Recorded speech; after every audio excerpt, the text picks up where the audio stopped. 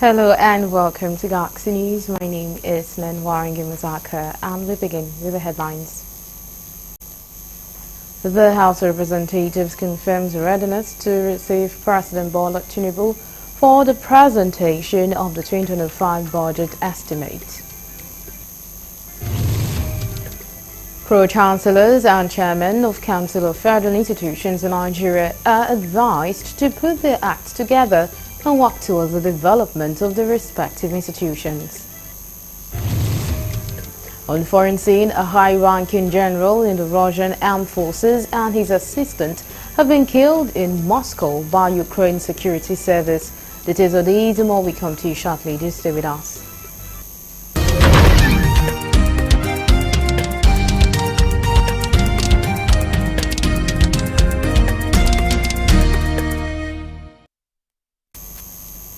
And our news in full. The House of Representatives has confirmed readiness to receive President Bola Tinubu for the presentation of the 2025 budget estimate initially scheduled for Tuesday, December 17, 2024. The event was postponed by 24 hours and will now take place on Wednesday, December 18, 2024. This decision, made in a display of unity, followed a motion moved by the House leader and seconded by the minority leader in accordance with Order 6, Rule 4 of the House Standing Orders, authorizing the President to present the 2025 appropriation bill.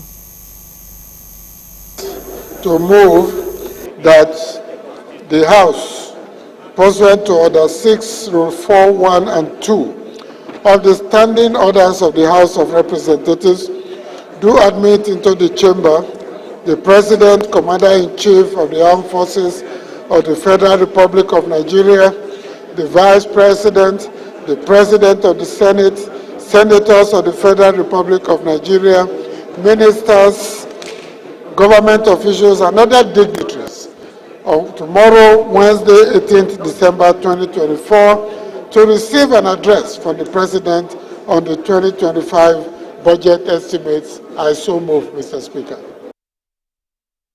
The House of Representatives has summoned the Chief of Defense Staff, Chief of Army Staff, and the Commanding Officer of the 177th Battalion to appear before its Committee on Army, Human Rights and Justice on Thursday, 20th December 2024, to explain the unconstitutional arrest of community leader Alhaji Bello Badejo in Nasarawa State.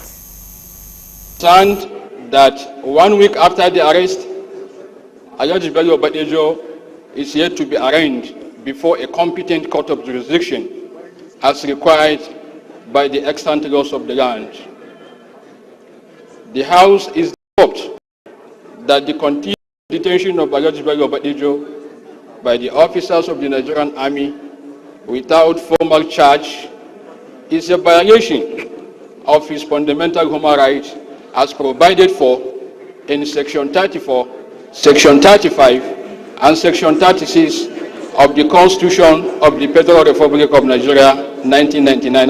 Mr. Speaker, sir, the House is cognizant both agreements were taken with the benefit to accrue to Nigeria if implemented to include increase in agricultural production, technology transfer, reduction of the foreign currency expenditure on the purchase of ready-made equipment due to the growth of local production.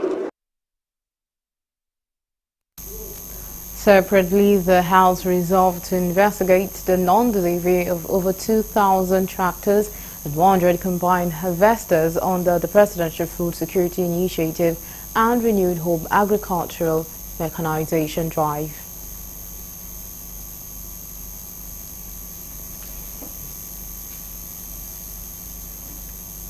The Economic and Financial Crimes Commission has arrested 193 foreign nationals in a busted operation against a cybercrime and cryptocurrency fraud syndicate in Lagos.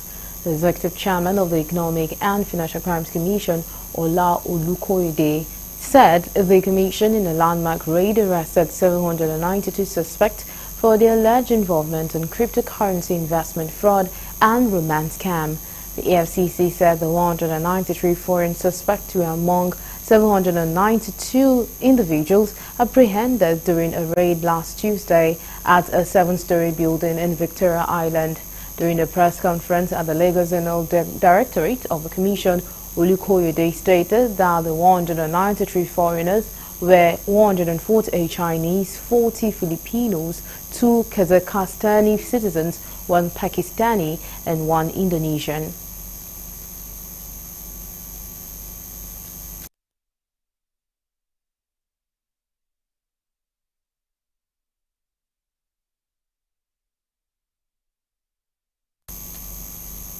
Now to speak on this development, we have Dr. Sania Liu, the Director, International Institute of Certified Forensic. Thank you so much for joining us at this time.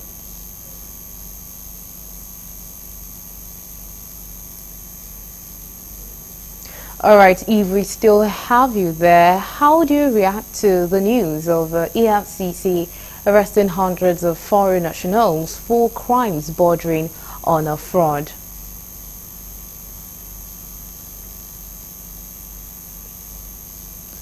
All right, we seem not to have Mr. Sani. We'll move on all right, we have Mr. Sani. Thank you so much for joining us.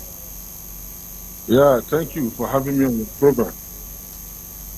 All right, so as I asked earlier, how do you react to the news of EFCC arresting hundreds of foreign nationals for crimes bordering on fraud, as we had earlier seen?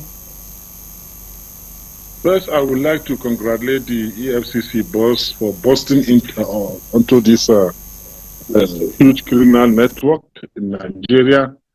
And like I want to illustrate here today is that cybercrime is not isolated case, a Nigerian isolated case per se, where people think that it's only Nigerians that are involved in cybercrime. Cybercrime is a global huge problem, and it involves almost every national. So for Filipinos and other nationals to come to Nigeria in this huge number and stay in Victoria Island to be conducting themselves in this sort of crime, it means that a lot of deep up has to be done in terms of profiling foreigners that are coming to Nigeria, and that means the immigration must wake up to its to its responsibility, constitutional responsibilities, to profiling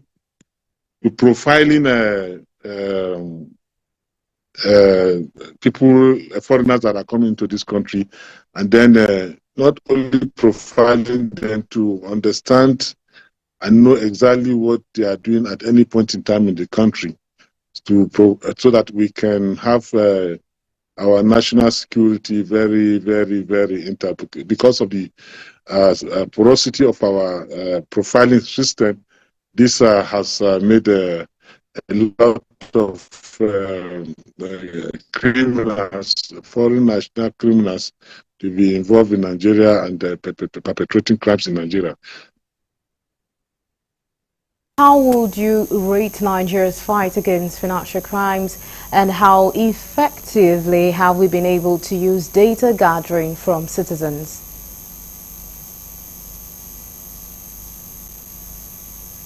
I would say we need to do more. The National Identical Agency should work hand in hand with all necessary data collection centers like the banks, immigrations, customs, and other agencies that the data could be equally easily gotten from there. And the schools, again, our schools, we need to have a lot of Nigerians need to have their data well collected, and we need to have a stringent profiling system where in a second or two, any person can be called upon, this data can be called upon and profiled or identified. So we are working towards it, although I would say that we need to do more, and the President of the Federal Republic of Nigeria should give necessary encouragement to the agencies that are saddled with data collection and then making all the biometrics available for security agencies to improve in their profiling network. All right, so what do you think could be done in ensuring that Nigerians don't get blamed for, crimes perpetrated by foreigners? Well, first of all, like I said earlier, crime is not isolated. It's not an isolated case. It does not have a nationality. It is a global menace, and every national can be involved in any sort of crime. But the issue of brandishing Nigerians as cyber criminals and so on and so forth should not be allowed to continue festering. That is by ensuring that the needful are done and necessary profiling network, like I said, is put in place. And we should know who and who we are giving visas to come into our country. If you look at these Chinese people, it's just Nigeria has almost become a dumping ground for Chinese people. They come, they're involved in stealing our minerals, resources. There are all sorts of crime and criminality. Chinese people are involved in this country, and you will want to ask yourself question: why is it that the Nigerian security system and is not beaming a lot of stringent searchlight upon them? If you go to places like Nasarawa, you see the kind of exploitation that is going on by Chinese and other places in Nigeria. We are not only talking about cyber crime, in all sorts of crime and criminalities that are occurring in Nigeria, Chinese nationals and other nationals, other foreigners are greatly involved. And in fact, they are the one that chiefly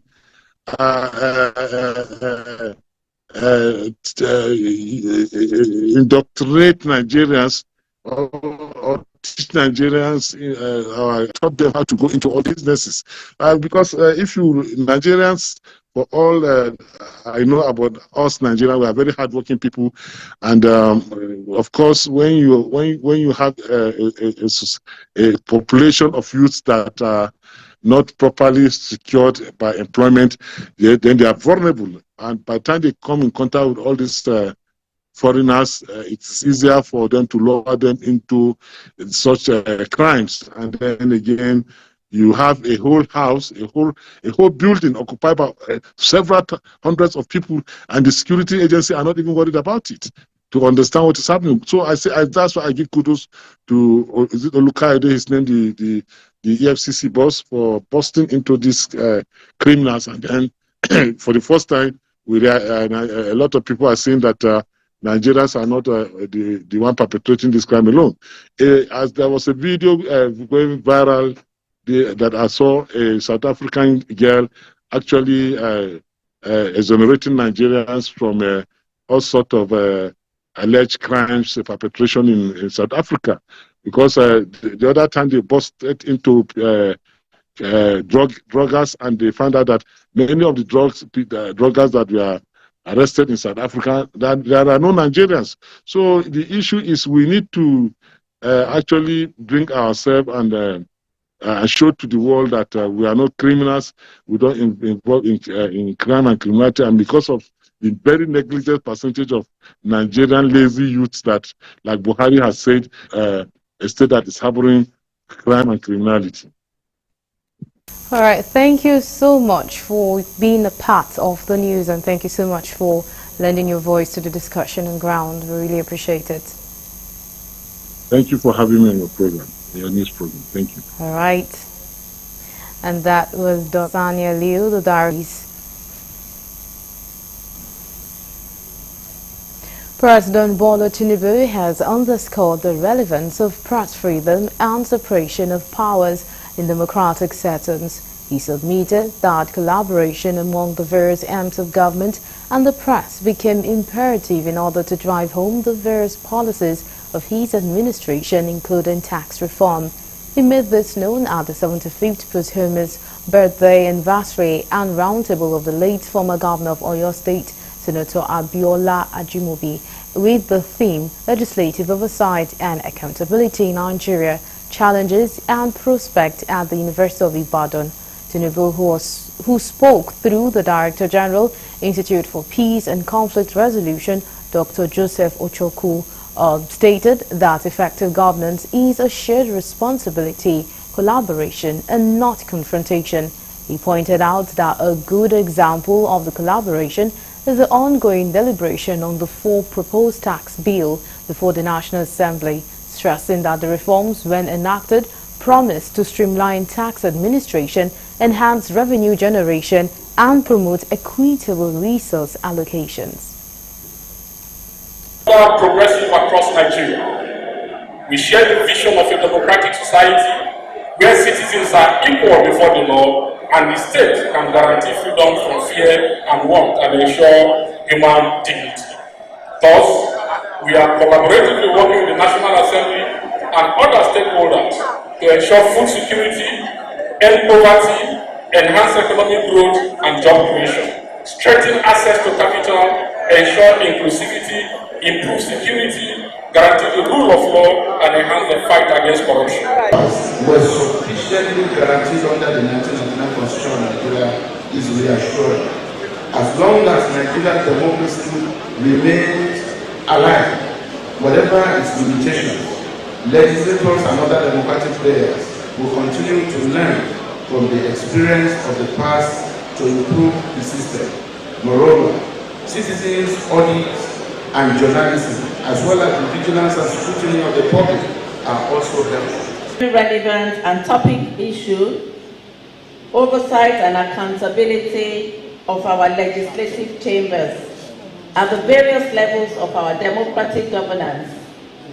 Its overarching essence is not only to interrogate and reiterate the relevance of this vital arm of government, but also to provide a suitable interactive platform for our distinguished elected representatives and citizenry in their different but relevant strata towards ensuring and enhancing the former's role as well as the latter's greater understanding and expectations.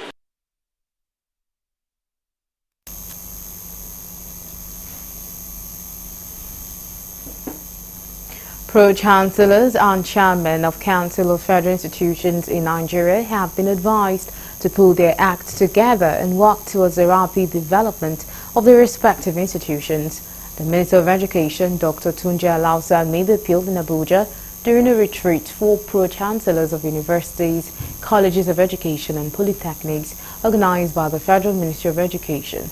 Correspondent Finuju reports that the minister stated that the gathering was not just a meeting but a crucial platform for shaping the future of tertiary education in Nigeria, stressing that the meeting also aimed not only address the immediate challenges but to vision a future where our institutions lead in academic excellence, innovation and ensure equitable access to education. Speaking in the same vein, the Minister of State for Education, Dr. Suwaiba, said Ahmed tasked participants to ensure that institutions are not only centers of learning but also hubs of innovation and research to respond to national needs. Chancellors and leaders of the governing board, your primary responsibilities include providing strategic oversight, ensuring policy implementation, and serving as bridge between the universities and external stakeholders.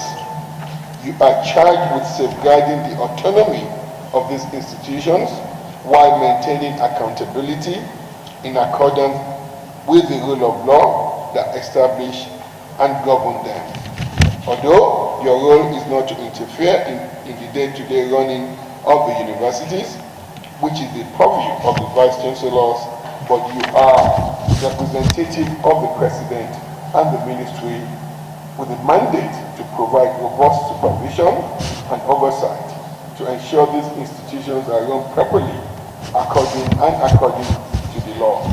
In that case, sir, let me assure you of one thing, that having attained a level of integrity over the years, we will collectively not allow anything, to our knowledge, that will damage our integrity and spoil our character.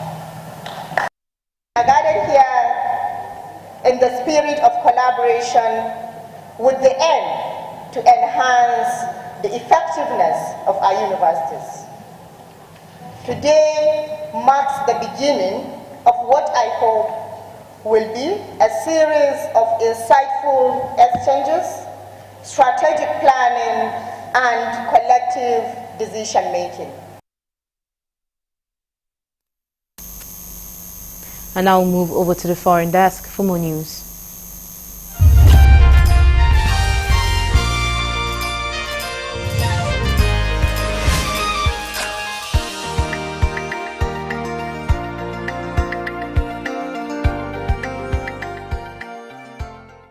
This is news from the international scene.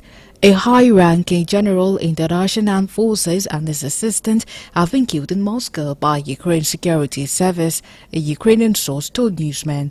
Lieutenant General Igor Kirillov, head of the Nuclear Biological Chemical Defense Forces (NBC), was outside a residential block early on Tuesday when a device hidden in a scooter was detonated remotely. Russia's investigative committee said. A source in Ukraine's SBU security service claimed Krylov was a legitimate target and alleging he had carried out war crimes. On Monday, the SBU charged Krylov in absentia, saying on Telegram that he was responsible for the mass use of banned chemical weapons. The Ukrainian government has not yet commented on the general's death. Pictures from the scene showed the badly damaged entrance to a building with scorch marks on the walls and a number of windows blown out. 2 body bags could also be seen on the street. The block was cordoned off on Tuesday morning as Russian investigators continued combing the area.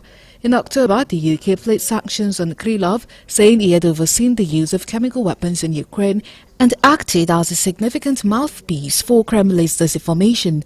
Ukraine's SBU has claimed that Russia used chemical weapons more than 4,800 times under the general's leadership.